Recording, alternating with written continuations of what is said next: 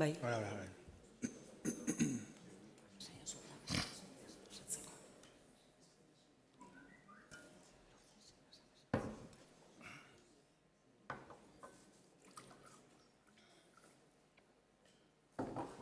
Adiós, egin dut putzua izo. Asita.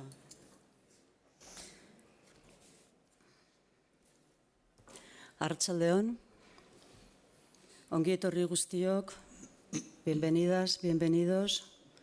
Eskerrik asko, muchísimas gracias por estar hoy aquí con nosotros.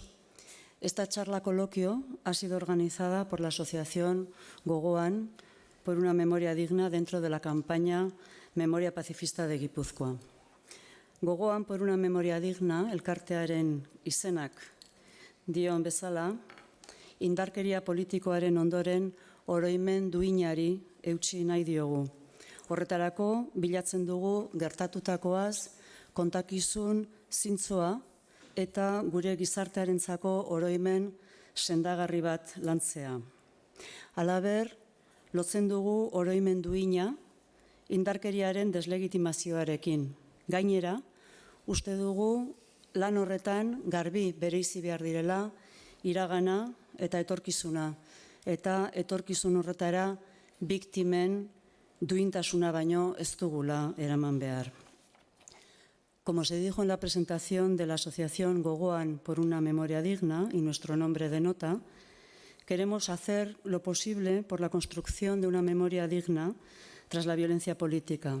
Para ello, queremos trabajar por la consecución de un relato honrado y una memoria sanadora que deslegitime la violencia, haciendo una clara distinción entre pasado y futuro, buscando que solo perdure en ese futuro la dignidad de las víctimas. Gertatutakoaren egia ahalik eta gehien ezagutarazteko bidean dator mahainguru elkarrizketa hau. Esta charla coloquio se enmarca específicamente en la campaña a favor del proyecto Memoria Pacifista de Guipúzcoa. El objetivo es crear un archivo de memoria de lo que fue la reacción pacífica contra el terrorismo y la violencia. Este archivo contendrá grabaciones audiovisuales de entrevistas a personas que trabajaron por la paz en Guipúzcoa desde el nacimiento de las primeras iniciativas pacifistas hasta el final de ETA.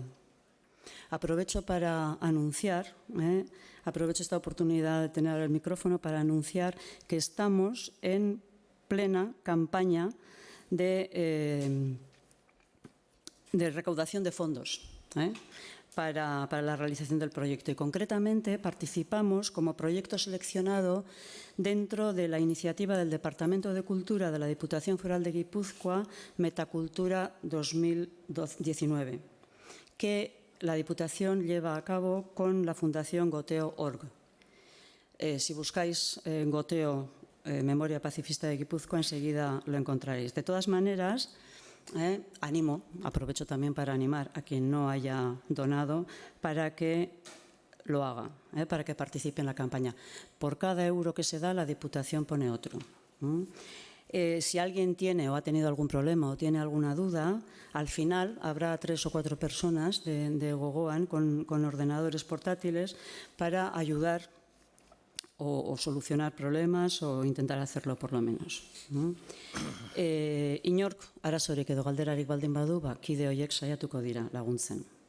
Bueno, cuestiones materiales aparte, en el reciente Zinemaldi oí decir a Jon Sistiaga, director de la película Zubiak, en la presentación de ese documental, que como muchas de vosotras, muchos ya sabréis, tiene como eje argumental la comunicación, el encuentro entre Maixabel Lasa, viuda de Juan Mari Jauregui, e Ibon Etxezarreta, victimario y exmiembro de ETA. Jon Sistiaga decía en la presentación de la película que ya no hacía falta bajar la voz en los bares, que ahora se podía hablar. ¿Se puede? ¿Por qué entonces no hablamos? ¿Por qué no podemos o no queremos recordar lo que acaba de pasar, lo que nos ha pasado a nosotras, a nosotros, lo que ha ocurrido en nuestras vidas? Eso que por activa o por pasiva, eso en lo que por activa o por pasiva hemos participado todas y cada uno de nosotros. Hori ala alda, edo ez. Tengo conmigo el gusto de tener en la mesa empiezo por la izquierda, por mi izquierda a vuestra derecha, Lourdes Pérez, periodista y actualmente subdirectora del Diario Vasco. Sus artículos, como muchos ya sabréis, se pueden leer en La Mirada y participa con asiduidad en el programa de televisión En Profundidad, aparte de en otras muchas redes y publicaciones. José Rekondo, exalcalde de Hernani, víctima de la violencia de persecución, analista social y actualmente miembro de la plataforma Elkarbizi. Y aquí a mi derecha, Joseba Ezeolaza, miembro de Gogoan y de la Asociación de Familiares de Fusilados de Navarra, además de miembro de Batzarre, escritor y poeta. Les agradezco a los tres, en nombre de Gogoan, de todo corazón, la generosidad que han demostrado al venir aquí con sus ponencias. Mila esker, bihotzez, zuetako bakoitzari. Zuk duzu hitza, Jose. Bueno, atxaldeon guztiei, eta eskerrik asko zuei, Gogoan taldekoei. Eire esan ni ez naiz autoridadea gai hontan, baina azalduko dizuedana nire esperientziatik, nire eskarmentu politikotik, praktikotik, atereako meditazioak dira. Gure taldean bertan, gure taldekoekin askotan ukitzen ditugun deliberazioetan, ateratzen diran gaien inguruan sortutako gogoetak baita ere, beraz, hemen esan dezakedana eta esango dedana, nire erantzukizuneko gauzak dira, iritziak dira. La pregunta que, bueno, se nos han pasado un guión con varias preguntas, y voy a leer las preguntas y voy a plantear mis respuestas. Las dos primeras preguntas las unifico, eran ¿qué significa construir la memoria de lo ocurrido y cuáles son las claves necesarias para hacerlo correctamente? Las palabras construcción y correctamente me sugieren una reflexión matizada. Construir la memoria. La memoria no se construye a partir de un solar vacío, en realidad existe como recuerdo del pasado. El pasado, ese pasado que queremos elevar a la memoria, ha existido. Su configuración como memoria supone atribuirle un sentido valorativo, un significado moral que sea útil para las necesidades sociales del presente y el futuro. ¿Puede hablarse de reconstruir? Hoy se habla mucho de convivencia, pero la convivencia tiene dos pilares en los que se sostiene. Toda sociedad tiene dos pilares. Una serie de recuerdos compartidos, una memoria compartida, más un deseo de vivir juntos. La falta de una de ellas devalúa la otra. Por eso no hay sociedad humana que pueda consolidarse sin una memoria dominante o sin establecer unos marcos de memoria que se compartan. La cuestión puede ser qué orientación señalan esos marcos, puesto que se espera que a partir de ellos se posicionen las memorias parciales, individuales o grupales de los que componen tal sociedad. La identificación social con esos marcos será más fácil si son de contenido sintético, pero claro y explícito. Fue injusto, es un ejemplo de marco. Me vais a permitir un rodeo. Hace 50 años, en el ámbito abertzale, se produjo una confrontación en torno al significado que se le daba a la memoria de la guerra. La ruptura con los marcos predominantes de memoria que señalaban la tragedia de la guerra originó una violencia autolegitimada como defensiva y que pronto derivó en terrorismo. Paradójicamente, fue una ruptura que se representó falsamente como continuidad entre los gudaris de ayer y de hoy. A continuación se produjo un rebasamiento de la línea roja que delimitaba la política resistente de la mayoría fijada en el Congreso Mundial Vasco por poner el último hito legitimador de las fuerzas de resistencia al franquismo.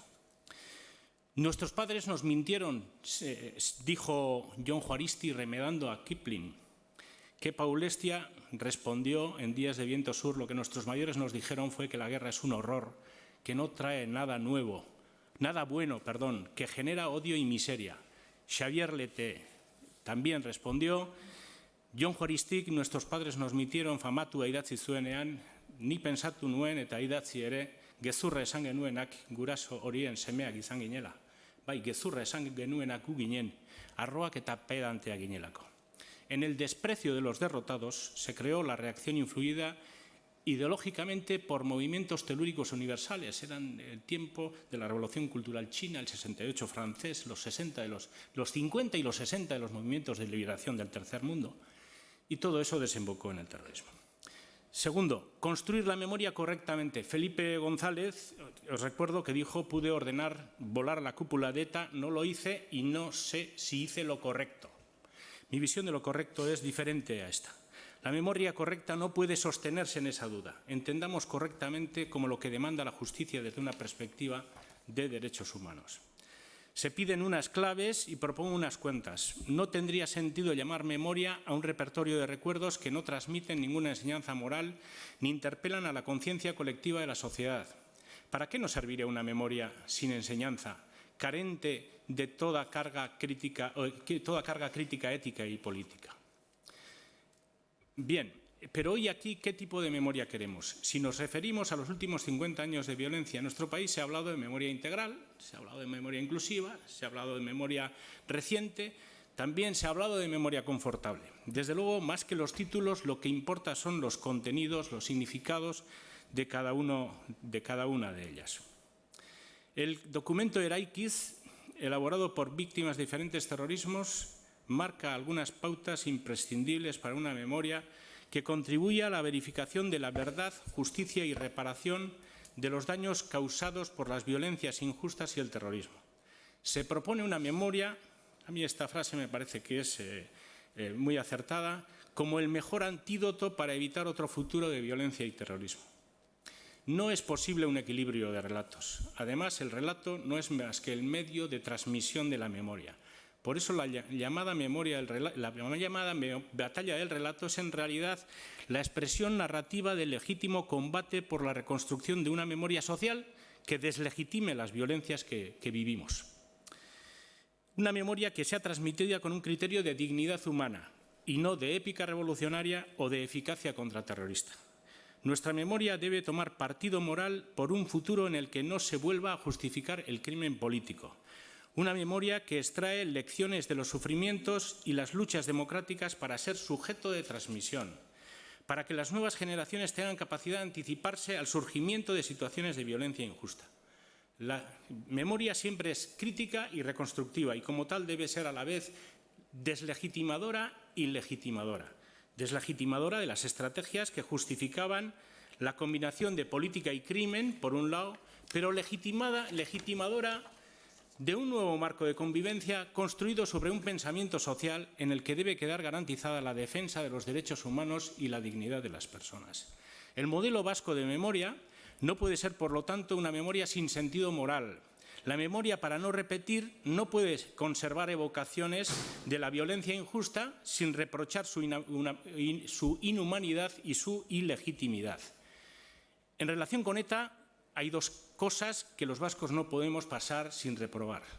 Su larga trayectoria criminal y, en segundo lugar, que enarbolara nuestro nombre para justificarla, incluso al disolverse. Otra pregunta era, ¿qué debería ser objeto de la memoria las víctimas, los victimarios, la sociedad civil organizada?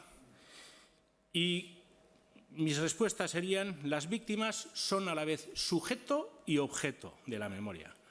Sujeto en la medida en que presentan un testimonio directo, objeto por la que la memoria es necesaria para que se verifique las demandas de verdad, justicia y reparación a los que tienen derecho para sanar como tales víctimas. Junto con los victimarios, que también son sujeto y objeto, pueden aportar a la justicia restaurativa. Es el mejor ejemplo de confluencia de los dos papeles, sujeto y objeto, ¿no? La sociedad civil es sujeto, a mi modo de ver, de la memoria como enseñanza para la sociedad en general. ¿Qué sociedad civil estaría implicada como tal sujeto? Pues todas las instituciones de la sociedad organizada, comenzando desde el hogar, pero específicamente y sobre todo la parte de la sociedad civil que se ha organizado para representar esa función. El grupo al que yo pertenezco quiere representar esa función, imagino que Gogoan también quiere representarla. Otra pregunta era, ¿la sociedad en general tiene interés en construir una memoria de lo ocurrido o prefiere pasar página cuanto antes? Bueno, mi reflexión sería: la sociedad no es una estructura que carezca de toda noción de pasado. Toda sociedad necesita disponer de una memoria, ya lo he dicho antes, como experiencia transmitida si quiere proteger la convivencia. Y cuando hablamos de sociedad en general, en su más amplia dimensión, debemos de tener en cuenta que se representa y se expresa a través de mecanismos de intermediación políticos y sociales. Una sociedad que carece de esos mecanismos de intermediación, de la sociedad civil o política, es una sociedad con menos posibilidades de expresión, es una sociedad muda. Una sociedad que está representada por instituciones intermedias como nosotros, comprometidas en el ejercicio de una función de articulación y propagación de la memoria, tendrá mejores garantías para que la expresión de ésta sea muy vigorosa. Si se quiere una memoria que quiera aportar a nuestro sistema social de ideas un contenido ético basado en la primacía de la dignidad humana, necesitamos organismos de la sociedad civil cuya función principal sea sostener públicamente ese discurso. Y necesitamos también instituciones públicas que respalden a esos organismos. A partir del esfuerzo de estos organismos e instituciones se logrará enraizar con éxito un marco social de memoria digna, que definirá el cauce que recogerá la expresión de las diferentes memorias parciales. Pero la ausencia de las temáticas de la memoria en las conversaciones cotidianas no tiene por qué suponer el olvido. Eso es lo que me parece a mí. Creo que lo que hemos vivido forma parte del inconsciente colectivo. Si esto es así, cuando este inconsciente sea interpelado o estimulado con la suficiente gravedad, se reaccionará proporcionalmente al estímulo. Otra de las preguntas es: ¿existe algún riesgo por pasar página cuanto antes, dejar el pasado donde está y mirar hacia el futuro exclusivamente? Pues he aquí mis meditaciones. La indiferencia por configurar tal memoria sería un fracaso, que podría suponer una renuncia colectiva al aprendizaje democrático. Una memoria sin autocrítica de las estrategias basadas en la socialización del miedo y el crimen, sin contenido valorativo, es un regalo a la épica del terror revolucionario y su réplica como guerra sucia antiterrorista. Por ejemplo, en el escenario de memoria confortable que plantea el Foro Social, por ejemplo, puede quedar perfectamente intacta la reputación de las violencias injustas, con el riesgo de que nuevas generaciones lleguen a considerarlas como herramientas perfectamente disponibles. En la medida en que con salvar la memoria, que es el título de esta mesa, se quiere impregnar un espíritu colectivo, esta tarea nos compromete a todos los que por profesión o experiencia vital podemos dar testimonio de la trágica época de los terrorismos. Es un error, a mi modo de ver, dejar la tarea de moldear la memoria únicamente en manos de la historia. Compromete desde luego a los investigadores, pero también a los que más han sufrido, a los que más han luchado, a los que han luchado menos o simplemente han resistido como han podido. El pasado, otra pregunta, forma parte de nuestro presente y de nuestro futuro. La batalla por la construcción de la memoria se desarrolla en el presente, con el objetivo de poner lo vivido en el pasado al servicio del presente y del futuro. Vivimos un presente de pacificación, las pistolas y las bombas han desaparecido de la política vasca, lo que me sugiere una reflexión más. Todo el mundo dice que hay que avanzar por este camino de paz y convivencia. Estos 2 días las editoriales de Gara apelan a los derechos humanos. Mi planteamiento es: si somos capaces de mirar el presente y el futuro con una visión de derechos humanos, ¿qué nos impide, para cuando miramos por el espejo retrovisor, mirar el pasado de la misma manera, con la misma visión? Es una interpelación que debería tener una repercusión directa sobre la manera con la que los que promovieron la violencia lean su propio pasado. Bien, otra pregunta es: ¿todas las opciones políticas tienen el mismo interés por no olvidar y reflexionar sobre lo ocurrido desde análisis críticos? Pues yo creo que todas las fuerzas políticas tienen interés en no olvidar. Cada cual defiende su memoria. Que eso suponga un interés en reflexionar sobre lo ocurrido desde análisis críticos es otra cosa. La cuestión está situada en el contenido de la memoria que se defiende. Para mí, el combate por la memoria que necesitamos se desarrolla en el ámbito ético, en la determinación de lo que es o no es justo, de lo que fue o no fue justo, como anticipación de lo que entenderemos va a ser en el futuro justo o no. Y todo eso mirado desde una perspectiva de los derechos humanos. El debate político sobre la convivencia ahora está centrado ahí. La clave está en mantenerse en esa centralidad ética para ir debilitando las resistencias que determinados sectores políticos puedan oponer a la realización de ese análisis crítico que se pide.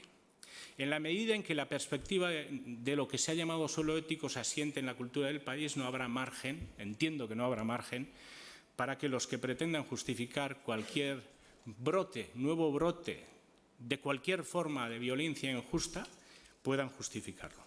En fin, para terminar, como conclusiones diría que el documento Eraikiz pone unas bases sólidas para componer una memoria que sea antídoto para evitar otro futuro de violencia y terrorismo, que esa debe ser una memoria que se compromete con un futuro en el que no se vuelva a justificar el crimen político, que esa memoria necesita organismos de la sociedad civil cuya función principal sea sostenerla públicamente, con instituciones públicas que las respalden, que si miramos el presente y el futuro con una visión de derechos humanos, ¿qué impide mirar y juzgar el pasado con la misma perspectiva? Parece coherente que se demande a los que quieren construir la nueva convivencia que deslegitimen las vulneraciones de derechos humanos cometidas en el pasado.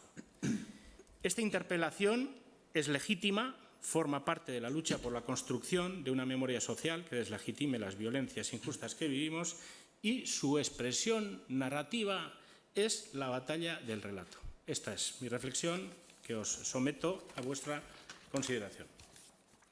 Eskerrik asko, Joxean. Tienes la palabra, Lourdes.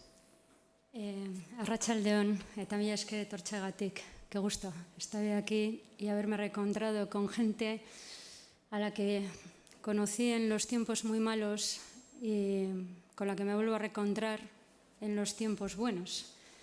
Hay esperanza. Y eso está muy bien, porque además me los he encontrado en una forma estupenda, con lo cual es un gusto, insisto, estar hoy aquí. Gracias a Gogoan por invitarme, por pensar que mi voz podía transmitir hoy algo aquí. Y luego que Isabel Urquijo, yo tengo bastantes dificultades en la vida para decirle que no, con lo cual, pues, en fin. Igual en algún momento recurro al humor negro, me lo perdonarán, pero el humor negro nos ha salvado a los de la prensa de circunstancias muy dolorosas, así que yo creo que también cuando hablamos de lo grande, de lo profundo, podemos recurrir al humor. Me siento en una deuda permanente con las gentes de Gesto por la Paz, porque fueron el puñado de lúcidos que en medio de la niebla que había en este país fueron capaces de clavar en la pared una verdad incontrovertible en este país nuestro tan dolorido y a veces tan cansado. Que matar a un hombre era simplemente matar a un hombre. Y como cantaba Silvio Rodríguez, lo más terrible se aprende enseguida y lo hermoso nos cuesta la vida. Y creo que la charla de hoy también va a ir un poco de estas cosas. La esencia de mi oficio es contar historias. Y yo me voy a saltar eso de que los periodistas no debemos hablar de nosotros mismos, porque yo voy a hablar hoy un poco de mi libro. De mi libro y de mi mochila, porque no me parecería honrado sentarme aquí a hablar de la memoria sin hablar de la mía, sin hablar de mi mochila. Porque ya les anticipo que una de las cosas que les voy a contar es que yo no sería, no ya la periodista que soy, sino la persona que soy, si no hubiera tenido que convivir con el terror de una manera tan directa. No sé si soy mejor, peor, medio pensionista o regular, pero no sería desde luego la misma. Yo pertenezco a Añarrueba año abajo, yo soy nacida en el 72, a la primera generación de vascos periodistas, por lo tanto, que si tomamos como referencia el asesinato no premeditado del guardia Pardines en 1968, la primera generación que hasta 2011, hasta que ETA decidió poner fin a los atentados, solo conoció la violencia. Yo tengo ahora 47 años. 40 años de mi vida, casi 40 años de mi vida, yo no he conocido otra cosa que un país socavado por la violencia. Y siendo honrada conmigo misma, tengo que decirles que yo no sé si mi visión crítica del tiro en la nuca y del coche bomba sería la misma si yo no hubiera elegido, además desde muy pequeña, dedicarme al periodismo, si no me hubiera sentido atraída por la política, por los charcos y por los jardines, para meterse en ellos, claro, lógicamente, si no hubiera tenido otra percepción del miedo que la que he tenido, y a veces confieso que quizás de una manera un poco temeraria, he vivido de manera un poco temeraria para lo que las circunstancias aconsejaban, si me hubiera topado con compañeros, con un entorno personal y profesional menos comprometido que el que me he topado. Es decir, si yo hubiera estado en otro sitio distinto al que estuve. No quiero hacer de esto, por eso no quiero hacer de mi relato nada que parezca épico, porque hoy en los tiempos felices de la poseta, cuando todos corrimos delante de los grises y todos nos parapetamos para defender a nuestros semejantes, resulta que hay una gran verdad que debería quedar fijada en esta penosa historia nuestra, y es que, de la misma manera que ETA no amenazó a toda la sociedad, no todos reaccionamos ante su violencia ni con la misma rapidez, ni con la misma contundencia, ni con el mismo compromiso. La memoria forma parte de mi ser y de mi trabajo. Yo he de confesarles que tengo una memoria privilegiada. El día que se me caiga, se me va a caer con todo el equipo. Y ahora que me toca lidiar con el Alzheimer tempranero de mi madre, me doy perfecta cuenta de cómo, en gran medida, somos lo que los recuerdos nos traen de nosotros mismos, cómo nuestra identidad se compone con la memoria, con ese recuerdo de lo que somos. Bueno, pues yo que tengo una memoria que me acuerdo de casi todo, hasta de los detalles más pequeños, he decidido que no recuerdo el número de asesinatos que me ha tocado cubrir. Los recuerdo uno a uno, ¿eh? Les puedo contar el primero, que fue el de un policía nacional en mi barrio, en Santucho, en Bilbao, hace una pila de años, más de un par de décadas. Yo localicé a su viuda, se habían casado hacía muy poco tiempo. Aquella mujer, que era extremeña, se marchó a su pueblo. No hicimos nada por retenerla. Nadie en este país le dijo: eres una de los nuestros, te hemos arrebatado lo que más querías, vamos a hacer lo posible para que te quedes. Insisto, no recuerdo todos los asesinatos que he cubierto, pero me acuerdo mucho del 13 de julio de 1997, cuando el féretro con el cuerpo de Miguel Ángel Blanco enfila las calles de Ermua. Hacía un calor malsano aquel día. Y una multitud se echa al suelo, coloca las manos en la nuca y le grita a ETA: ETA, escucha, aquí tienes mi nuca. Yo tenía 20 y pocos años, era una pipiola, no tenía ni idea de nada. Me creía que sabía muchas cosas de casi todo, pero no tenía en realidad idea de nada. Y había que contar lo excepcional. Y mientras algunos compañeros míos tiraban los bolis y se echaban a llorar porque no se podía soportar aquello, yo me había autoimpuesto a mí misma el compromiso de no llorar, de escribir sin llorar, porque me parecía que narrar lo que estaba viendo, es decir, la memoria de lo que queda aquello, lo que yo escribí de mi memoria de aquello,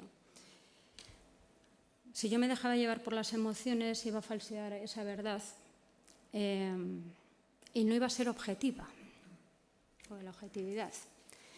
Hoy lo veo 25 años más tarde, casi 25 años más tarde, y digo: Pérez, francamente, qué boba eras, ¿no? Qué pipiola y qué poco sabías de las cosas. Y también me acuerdo mucho, y me acuerdo mucho porque lo cuenta Patria, el libro de Aramburu, de Manuel Zamarreño, al cual yo fui a entrevistar con un fotógrafo semanas antes de que lo asesinaran. Y me acuerdo que al terminar, en el umbral de la puerta de su casa, en Rentería, el fotógrafo y yo nos quedamos mirando y dijimos los dos casi al unísono: lo van a matar. Y tú no te das cuenta cuando lo estás viviendo, pero al cabo de los años lo recuerdas y dices: qué terrible, ¿no? Qué terrible abandonar la casa de una persona a la que acabas de entrevistar en un país moderno, civilizado, con un autogobierno envidiable, y tener la certeza de que da igual lo que haga, da igual de cómo se le proteja, lo van a acabar matando. Por cierto, a mí Patria me gustó, Hubo partes que me cabrearon enormemente, otras que me emocionaron enormemente, pero creo que hay, no es culpa de Fernando Aramburu, pero creo que hay un adanismo en torno al libro que me molesta. Porque en este país no es verdad que todo empiece con el relato de patria. Aquí hemos escrito mucho, no siempre bien y no siempre como había que hacerlo, pero hemos escrito mucho de lo que nos ha pasado. ¿Qué les quiero contar con todo esto? Con mi libro, ya me perdonarán. Aparte de que yo no sería quien soy sin esto, que mi relato no es mimético ni puede serlo al de ninguno de mis semejantes, ni siquiera en aquellos casos en los que mi vivencia se encuentra muy próxima a la de ellos. Por ello creo que es preciso deslindar la memoria y el relato de la verdad, porque en la confusión, en no pocas veces muy interesada entre esos tres términos, creo que radica nuestro desafío y alguno de los problemas serios a los que nos enfrentamos en la Euskadi poseta. Porque rescatar la memoria de lo ocurrido no significa necesariamente que eso desemboque en contar la verdad. Y porque este foro se titula Salvar la memoria, cuando quizás lo más apropiado y necesario fuera salvar la verdad. Todos tenemos una memoria de lo que nos ha pasado, tamizada por la experiencia personal y por nuestra singular manera de ver el mundo, por las personas con las que nos hemos cruzado, las que nos han influido y en algunos casos, tristemente, por las que hemos visto morir asesinadas o no. Todos tenemos nuestro relato. Incluso se reclama legitimidad para relatos que son radicalmente opuestos. Pero por eso, y volviendo a la metáfora del clavo en la pared, yo creo que hay que fijar en nuestra convivencia presente y futura los clavos esenciales de la verdad, que en este caso y para mis relatos serían los siguientes. No se puede arrebatar la vida a otro ser humano por la fuerza de la fuerza. No hay causa moralmente tan excelsa como para tomarse la justicia por la mano y para que un ser humano decida justiciar a otro, y menos en nuestra historia democrática. La violencia quita razones, desde luego, a quien la utiliza, y cuando es injusta de raíz y de consecuencias tan irreversibles como un asesinato, adultera hasta hacer inservible e insufrible la causa que la sostiene. Hemos tirado al suelo tantas veces el jarrón chino de nuestra convivencia, lo hemos molido tantas veces, que la convivencia que pudimos tener, la que soñamos, esa convivencia ya no es posible. Nadie puede restituir las vidas arrebatadas ni por la mano de ETA, ni por la mano de los GAL, ni por las violencias asociadas a los abusos policiales. Yo creo que no hemos interiorizado el destrozo colectivo que ello representa y nos empeñamos en demasiadas ocasiones en intentar taponar con tiritas hachazos de los que aún mana la sangre del dolor y de la rabia. Creo que tenemos que asumir la envergadura de lo que nos ha ocurrido y que hay en algunos demasiados casos que no hay una vuelta atrás posible. Lo que sí creo que es posible y sanador es reconocer comprometidamente el daño causado con la sinceridad del que ha recobrado la humanidad e intentar restañar ese daño. Y junto a ello creo que es preciso renunciar a seguir colocando en un altar un pasado que es indefendible. Entre nosotros hubo verdugos, cómplices, colaboradores de los verdugos, condescendientes con los cómplices, indiferentes, temerosos, lúcidos comprometidos, héroes por obligación y otros héroes que lo fueron por una decisión propia con un coraje muy único y muy íntimo. El relato que se escribe con párrafos como el que yo les comentaba al principio de que ETA amenazó a toda la sociedad, nos amenazó a todos por igual, flirtea cuando menos con las fake news. No es cierto que el terror fuera colectivo, como no lo fue que hasta muy tardíamente la sociedad no reaccionó en su conjunto o muy ampliamente ante el hostigamiento al que ETA sometía a buena parte de nuestros semejantes. Sostener que ETA nos acabó coaccionando a todos, aunque sea cierto que los mortíferos efectos de esos atentados condicionaron nuestra vivencia compartida en el país, es falsear la verdad. ETA decidió conscientemente trazar una línea entre las personas a las que mataba y a las que decidía no matar. Y quienes estábamos del lado de la no violencia y de la democracia no siempre supimos, pudimos o quisimos hacernos conscientes de lo que significaba esa línea divisoria. La triste verdad es que como colectivo social no estuvimos a la altura, porque si hubiéramos estado a la altura ETA no hubiera durado tantos años. Es la mancha de fuel que más ha contaminado nuestro oasis. Si todos tuvimos culpa, nadie acaba teniéndola. La dilución de las responsabilidades personales en las grupales, en las colectivas, actúa como una especie de totum revolutum de relatos mentirosos, en lo que es, a mi juicio, otro falsamiento de la verdad. Hay culpa, tenemos pecado y hay culpables. Y su identificación, en este caso, con el precio que haya que pagar ante los tribunales en la justicia, con un precio ajustado a la legalidad y, desde luego, y yo en eso creo firmemente, abierto a las posibilidades de reinserción que ofrece el marco constitucional, eso es imprescindible para que lo que yo llamaría la consecución de una paz laica. Las habitaciones cerradas acumulan un polvo nocivo y malos humores. Abramos las ventanas, salgamos del confesionario privado, eso que decía Lourdes antes, de por qué no hablamos, y mirémonos al espejo. Contemos cada uno nuestro relato, pero digámonos la verdad. Es posible vivir y vivir muy bien en esta sociedad que en tantas cosas puede congratularse de haberse ganado su sitio en un mundo privilegiado, o en el lugar privilegiado del mundo, mejor dicho. Fue posible vivir muy bien incluso cuando a nuestro alrededor silbaban las balas. Pero conviene no engañarse una vez más y no falsear la realidad. No vamos a generar la convivencia perfecta como si fuera posible recrearla en un alambique de políticas públicas y relatos entrecruzados, porque no existe la paz perfecta de laboratorio. Van a hacer falta, a mi modo de ver, al menos 2 generaciones, la memoria de los vascos que ya no nacerán con la losa insoportable de la violencia, para que podamos aspirar a una Euskadi desintoxicada, limpia de todos los yonquis que hemos vivido enganchados al conflicto, crecida en un respeto a los derechos humanos que deberá empezar por el mandamiento irrenunciable del no matarás.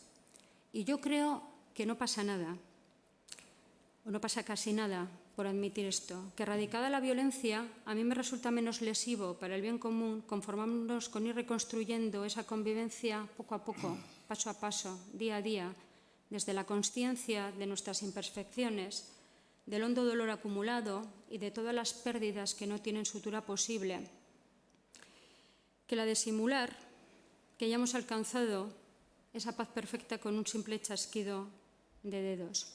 Hay que admitir también que algunos de los nuestros no son recuperables para la democracia. Es muy triste, pero creo que hay ciudadanos a los que los hemos perdido definitivamente. Y creo que tenemos que ganar a los que no hemos perdido definitivamente.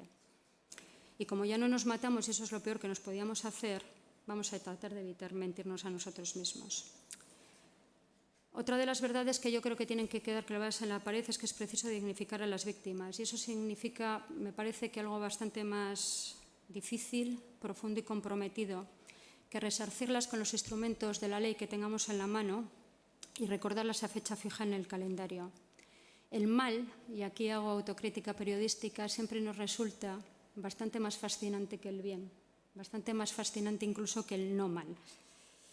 Las víctimas, admitámoslo, nos resultan incómodas porque no sabemos muy bien cómo tratarlas. Las conocemos por su vivencia de la pérdida, por la compasión que nos produce su relato, pero yo no estoy muy segura de que lleguemos a empatizar, a acercarnos tan siquiera a lo que representa que te hurten a golpe de coche bomba lo que más querías en la vida. Banalizamos las palabras y los sentimientos porque los vascos creo que no nos manejamos demasiado bien con ellos. Una vez en una entrevista le pregunté a Nati Rodríguez, la viuda de Fernando Buesa. Fernando Buesa era una persona creyente, pertenecía a los cristianos socialistas. Y yo le pregunté por la idea del perdón, por qué era para ella el perdón. También desde esa óptica, ¿no? Vinculada al catolicismo. Y no se me olvidará nunca, me dijo, ¿yo cómo voy a hablar del perdón? ¿Y cómo voy a poder perdonar? A él le arrebataron la posibilidad de perdonar. Yo no puedo perdonar por él. Y creo que eso tiene que ver también con asumir lo que han sido la honda pérdida, la pérdida irrecuperable de las víctimas. Yo estoy viviendo un duelo, se lo confieso, un duelo postrero. Después de tanto pasado, yo no lo sentía así en el momento. Yo tenía que cubrirlo, tenía que contarlo. No sé si lo conté bien, mal o regular. bueno, me resisto a leer algunas cosas porque igual no soportan una segunda mirada con el paso del tiempo. Pero yo noto que, como las cosas retrospectivas, ese duelo yo lo estoy viviendo ahora. Yo ahora me indigno bastante más con algunas cosas de las que me indignaba antes, es curioso, y padezco bastante más con algunas cosas de las que padecía. Y tengo los sentimientos bastante más a flor de piel que hace años. Me preocupa singularmente volverme tóxica para las nuevas generaciones, que mi memoria sea tóxica para mi sobrina, que no llega a los 5 años. Me pregunto muchas veces qué le voy a contar. ¿Qué le voy a contar para que sepa, pero para no contaminarla? Para que sea una mujer libre, que sea capaz de conocer lo que pasó en este país, no repetirlo, pero formarse una idea propia de lo ocurrido. Estamos acabando. ¿Me dejas leer? Como no lo voy a poder escribir mejor, bueno, mejor seguramente que lo podía haber escrito, quiero decir, no lo voy a poder escribir con más emoción que como lo hice el día del desarme definitivo de ETA. En esto de la toxicidad solo me gustaría leerles una cosa que publiqué en mi periódico, eso, el día del desarme de ETA. ¿Qué perdurará de la escenificación hoy de Cambó? ¿Cómo se conjuran en el futuro las imágenes de ayer y de hoy, las de Ayete, las del desarme con las de todas aquellas tragedias perpetradas que forman parte ya de nuestra penosa hemeroteca colectiva? ¿Se impondrá la conciencia de aquellos primeros lúcidos o aplicaremos nuestro I+D+I para reinvertir una suerte de memoria medio gas, según la cual todos tuvimos lo nuestro y todos quedamos exculpados? Los que por oficio o por vocación hemos sido yonquis del conflicto tenemos el deber, eso sí, de no convertirnos en tóxicos para ti y para los que vivirán contigo, para que la carga de nuestros recuerdos os dejen respirar desde el reconocimiento libre y cabal de lo que ocurrió sin amarrarnos a un pasado con tantos secretos y silencios aún. En este país donde vociferamos orgullosos, pero en el que tendemos a callar lo que duele hasta que se pudre. ETA lo deja y habrá un día en el que no quede nadie para rememorar en primera persona la devastación de estos 59 años de asesinatos, secuestros y amenazas. A ti, yo solo escribía, el relato era, hoy te escribo a ti te tocará saber, recordar y procurar no repetirlo jamás. Muchísimas gracias. Eskerrik asko, Lourdes, gracias. Tiene la palabra Joseba, zuk duzu hitza. Bueno, mila esker, solasaldia gazteleraz egingo dut, baina gero galderarik egin nahi muzut euskaraz, arazorik ez. Yo quería empezar también reconociendo la labor de todas las miles y cientos de personas que en silencio y detrás de una pancarta, cuando casi nadie lo hacía, os enfrentasteis o se enfrentaron a la violencia. Para algunos de los jóvenes, algunos tardamos más, otros menos. Desde luego son imágenes que rememoramos porque yo creo que forma parte de ese caudal resistente, de ese caudal civil y de ese caudal popular que tiene que aparecer continuamente cuando hablemos de relatos y cuando hablemos de memoria, porque creo que es de las mejores cosas que nos sucedieron dentro de todo el drama, dentro de toda la tragedia. Esa resistencia, esos justos locales, esos nuestros justos, fue de las mejores cosas que nos sucedieron. Dice Todorov que hay que reconocer a esas personas que en situaciones dramáticas fueron capaces de mantener su integridad como individuos éticos, negándose a someterse a la coacción impuesta por la fuerza o aceptada en silencio por la mayoría de la población. Y yo creo que hoy y ahora estamos en el momento de reconocer todo eso. Yo vengo de la experiencia de la memoria histórica del 36 y ahí tenemos tasadas varios de los errores que se cometieron. Y yo creo que desde esa experiencia podemos aprender y podemos subrayar y corregir algunas de las cuestiones que tendremos que poner en marcha para fijar un buen relato y una buena memoria. Dicen los expertos que se suele tardar 3 o 4 generaciones en superar un trauma como el de la violencia. Y en el 36 se cometieron errores, otros y en otras épocas cometieron esos errores y hoy tenemos el privilegio y el deber de no cometer esos mismos errores. Yo creo que en cualquier proceso posviolencia, aquí y en cualquier lugar, siempre el relato forma parte de una de las principales batallas culturales y de hegemonía, especialmente por aquellas personas y aquellos colectivos que han ejercido la violencia.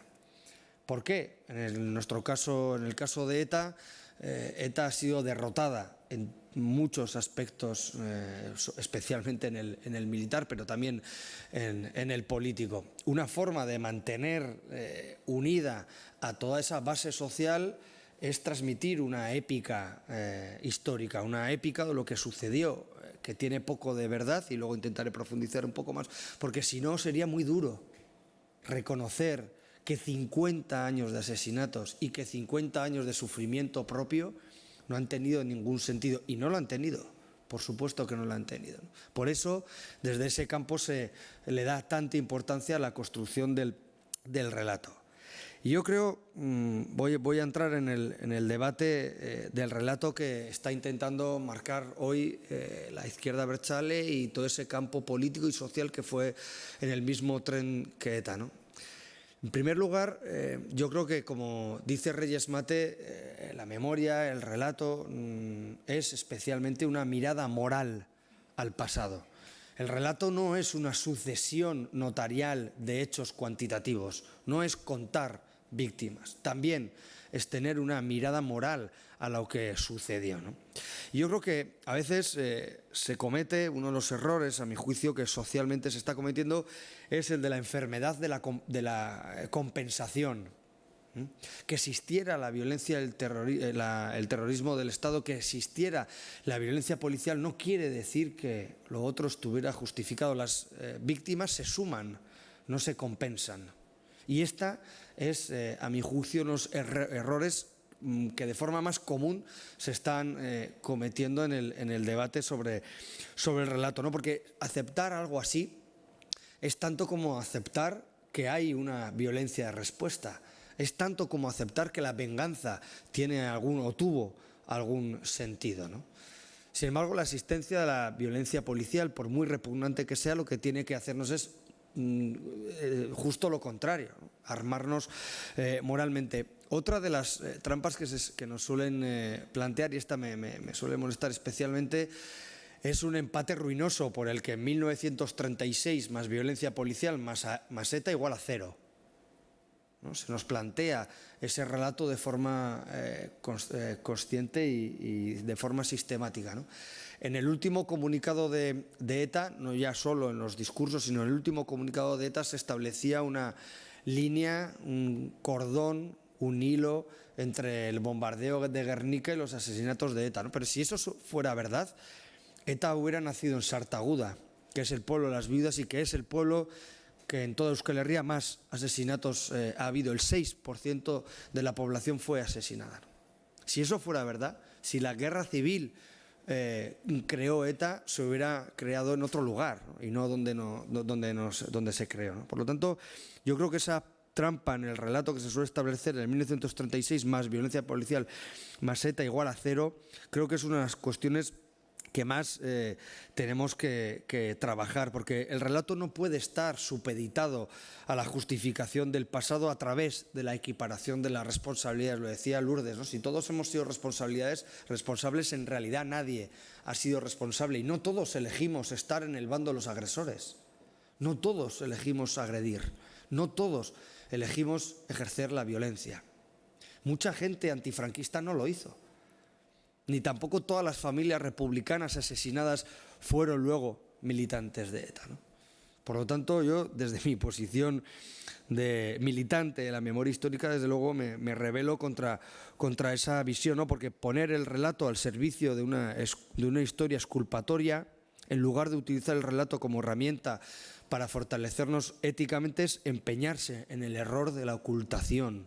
Es empeñarse en el error del olvido, ¿no? Porque tratar de escenificar un tiempo y un lugar en el que todos sufrimos, en el que todos fuimos responsables, es tanto como decir, como antes he dicho, que nadie fue responsable de todo aquello, porque con esa pretensión el relato siempre será esclavo de los horrores del pasado, ¿no? Y no, como he dicho, no todos estuvimos en el campo de los que agredían. A mí me parece importante que en esto la memoria actual también aprendamos de la memoria histórica. Hay conceptos y hay valores de la memoria histórica que tienen que ser universales y que se tienen que aplicar hoy de forma universal y no de forma intermitente, ¿no? En el 36 hablamos de verdad, de justicia y de reparación, ¿no? Por lo tanto, si, por ejemplo, acabamos de firmar un manifiesto para que encausen a Martín Villa por los crímenes del franquismo, tendremos que pensar lo mismo cuando se busca a un militante de ETA porque aún sus crímenes están sin esclarecer. En este sentido, los valores no pueden ser intermitentes. Si estamos en contra de la impunidad de los crímenes franquistas, si estamos en contra de la impunidad de los crímenes de agentes de la autoridad de policía, estaremos también a favor de que se esclarezcan los 300 crímenes de ETA que están todavía sin esclarecer, ¿no? Por lo tanto, la memoria histórica también como lugar de enseñanza universal, que es aplicable a todas las situaciones, no solo a las que nos gustan, ¿no? En este sentido sí que creo que es importante tener una idea en la cabeza, que es el de la garantía de no repetición. No tanto porque en Euskadi y en Navarra haya un riesgo real de que vuelva una ETA auténtica. Eso parece que está, desde luego, descartada por suerte, ¿no? Pero sí que hay un riesgo, que es que otra vez alguien, un grupo numeroso o pequeño, crea que hay parte de la sociedad que sobramos. Hay el riesgo de que todavía hoy haya gente que crea que algunos somos objeto del odio y que hay todavía gente que crea que hay gente que no tenemos derechos democráticos, ¿no? Y por eso me parece importante abordar el asunto de los homenajes a los presos de ETA. Recibir a un militante de ETA que ha asesinado con bengalas y con chistus no es un recibimiento familiar, no tiene nada que ver con la ternura familiar. Eso no tiene nada que ver con la ternura familiar, eso es otra cosa. Y yo creo que cuando algunos criticamos los homenajes a los presos de ETA, estamos intentando abordar esa garantía de no repetición, que no es el riesgo de las pistolas, pero sí es el riesgo de que vuelvan esos valores. Es decir, hoy una persona joven que no ha vivido eso que acaba de describir Lourdes, si ve toda esa épica, puede desde luego pensar que aquello estuvo bien, que hay un aplauso social, que hay un abrazo colectivo de ese pueblo, de esa parte del pueblo, ¿no? Por lo tanto, yo creo que cuando hablamos de homenajes tenemos que tener en cuenta todo este tipo de cosas, ¿no? Hay una tercera cuestión que es el asunto de lo inevitable de la violencia, ¿no? Y esa es otra falsedad. No es verdad que la violencia fuera inevitable. En 1000 lugares del mundo hay conflictos de sentimientos identitarios. En 1000 lugares del mundo hay conflictos entre diferentes formas de ver la sociedad, pero la secuencia inevitable no fue el matar. En Canadá hay un debate sobre esto, pero la secuencia inevitable no ha sido el asesinato. ETA nació hace 50 años y estuvo asesinando durante 50 años y ha intentado imponer la violencia de su ideario político, de forma ventajista a toda la sociedad, dentro de una serie de influencias históricas, sí, dentro de una serie de influencias políticas, sí, pero perfectamente podía no haberlo hecho. No todos los antifranquistas usaron la violencia. Por lo tanto, la decisión de usar la violencia, la decisión de matar, es una decisión individual o colectiva, pero no, desde luego, influida de forma determinante por tu contexto político, porque en ese mismo contexto político también hubo resistentes que no la utilizaron, ¿no? Claro, yo creo que es importante intentar abordar las raíces de forma profunda, nuestras raíces democráticas, intentar reconstruir el tejido social dañado por años de violencia, intentar reconstruir el panorama moral que está dañado por la violencia. Claro, algunos de nosotros tal vez ingenuamente creíamos que el ejemplo de los últimos años de Rentería era positivo. Y es verdad que hay algunos asuntos que desde luego a rescatar y positivos, pero llega Albert Rivera y se rompe la convivencia y hay parte del pueblo que sale a insultarle. Yo no estoy de acuerdo con lo que plantea Albert Rivera, pero no podemos asumir como algo sano que alguien salga a la calle a insultar a otra persona porque da un mitin, ¿no? Fijaros lo débil de nuestras raíces democráticas, también en este momento, a pesar de que no exista ETA, toda la tarea que nos queda, ¿no? Porque para la paz también hacen falta mentalidades de paz.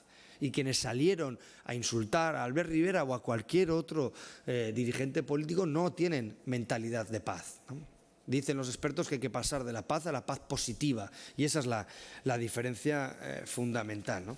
Por lo tanto, y ya voy terminando, yo creo que sí que es importante aprender de la memoria histórica en todo de lo que no hay que hacer.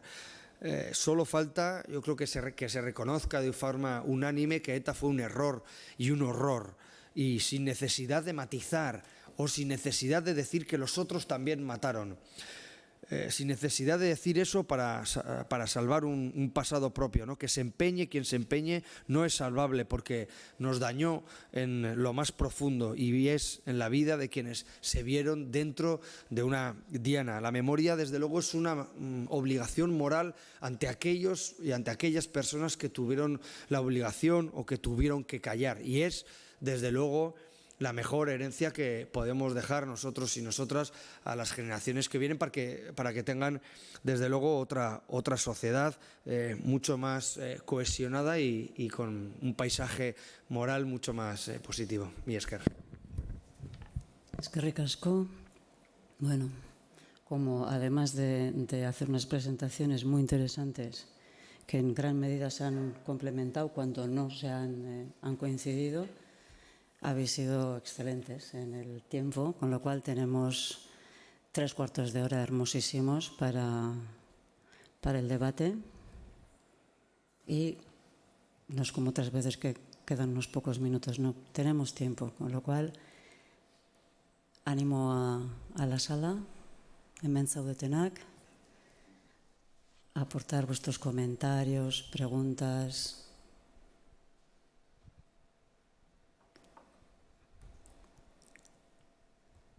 Voy calentando motores.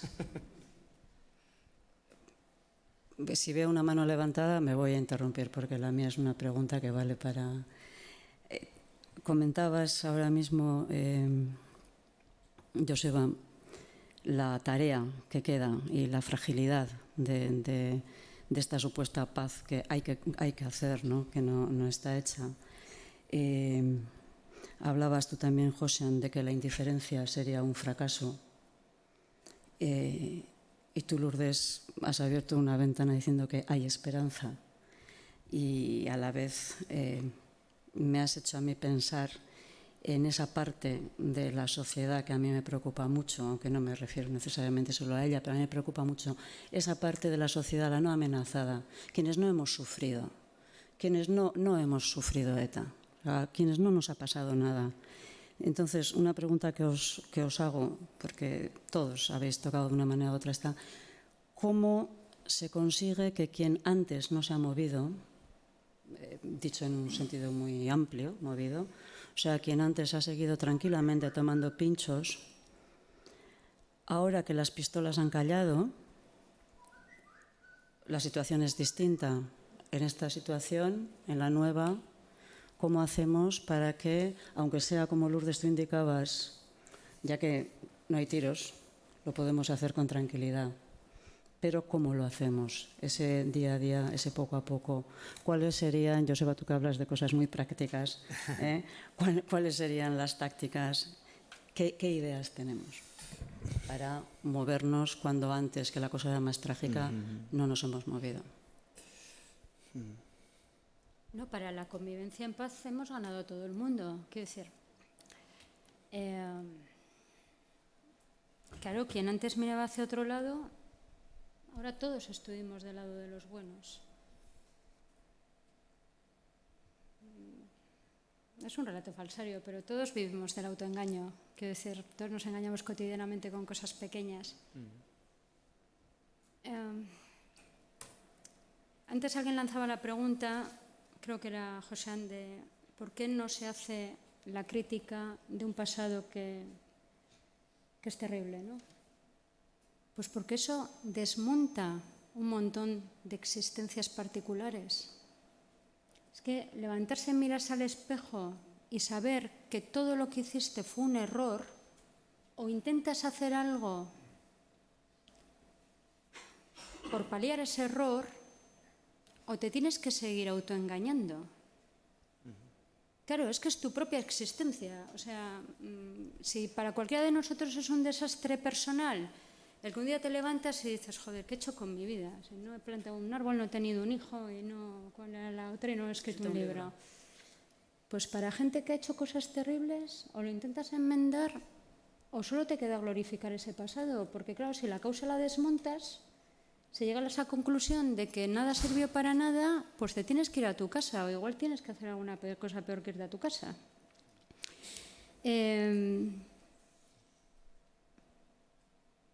Yo decía que hay esperanza porque sí que creo que hay una parte del relato falsario que no va a prosperar.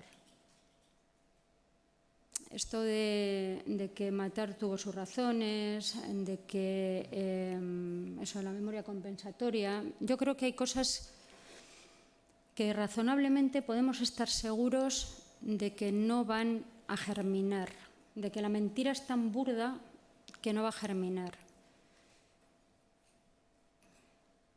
Pero tenemos que dejar de mirarnos al ombligo, dejar de decir lo buenos que somos en todo.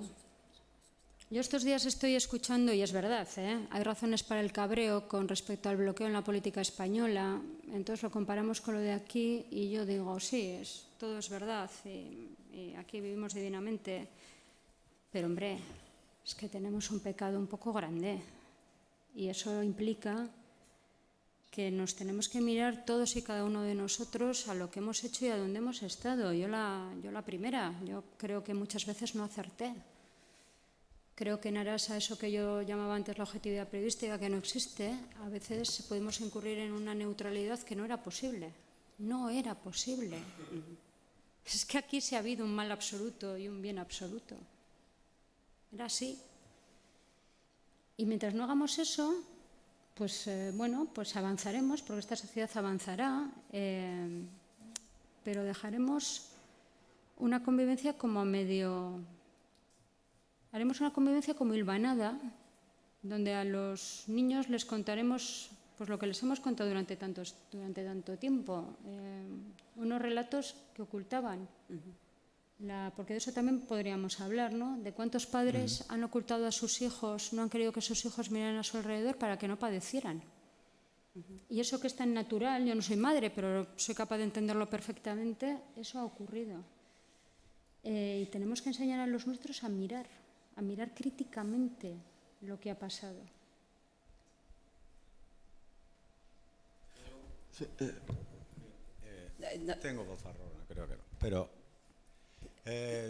yo soy un asiduo asistente a conferencias y creo que, por ejemplo, y con respeto a todos los que están aquí,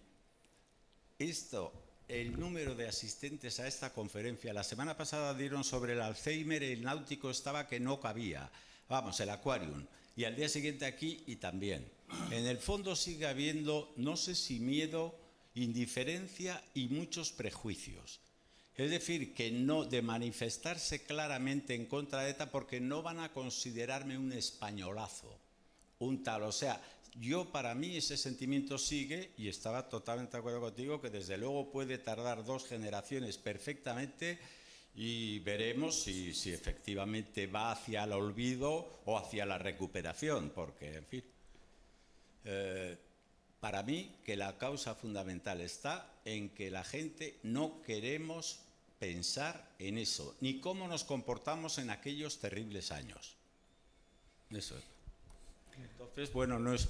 Perdón, porque más que una pregunta concreta es un comentario, pero en fin, si alguien quiere decir algo. No, gracias. Además, creo que encaja perfectamente en lo que estábamos comentando y como quedaban pendientes las respuestas de José. ¿Seguimos en el orden de antes? Vale, José. Vale. En fin, yo antes la pregunta la he hecho en tono retórico, ¿no? Es evidente que el cambio de estrategia que ha hecho ETA, creo que es un tema que va más allá de la dimensión de la memoria, no contiene esta reflexión que yo pedía en mis conclusiones, ¿no? Está claro que es un cambio que responde a un interés estratégico determinado, aunque afecte a medios que quebrantan, su uso quebranta la la dignidad, los derechos humanos y tal. Por eso diría además que el programa Rentería, a mí siempre he dicho, se habla de convivencia, a mí me parece civilizador, pero el programa de Rentería a mí nunca me ha llegado a satisfacer. El programa de Rentería me parece muy bien, el reconocimiento a las víctimas de Rentería, la semana de cine, me parece, que se hizo, el reconocimiento a esos policías asesinados, específicamente a uno en Perurena, pero creo que era una posición más destinada a conseguir una acumulación de fuerzas en torno compensatoria en torno a los presos políticos, una acumulación de fuerzas políticas, y tenía un interés relacionado con la consolidación de la izquierda abertzale a la cabeza o en el liderazgo del ayuntamiento. Eso es lo que me ha parecido a mí.